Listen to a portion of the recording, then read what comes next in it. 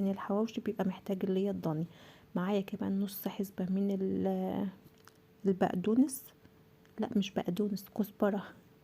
هنزل بقى بالبهارات بتاعتي على حسب بقى ما انت حابه. انا حطيت قرفه وملح وشطه وبابريكا وبهار حواوشي وبهار لحمه. بصوا حط البهارات اللي انت عايزاها، وتوم باودر وبصل باودر، وحطيت معلقتين من الزيت والملح والشطه. طبعا الشطه ده شيء اساسي. هنقلب بقى كل كده المكونات دي مع بعض. بعد كده هنعمها في قلب الكبة. طيب ممكن اسيبها كده، ممكن تسيبها كده، بس لو اولادك مش بياكلوا الجزر هيلاحظوا. لو مش بياكلوا مثلا البطاطس هيلاحظوا ان فيها حاجة غريبة. انما اما تضربي كل ده في قلب الكبة وتنعمها مع بعض، مفيش اي حاجة هتبان خالص.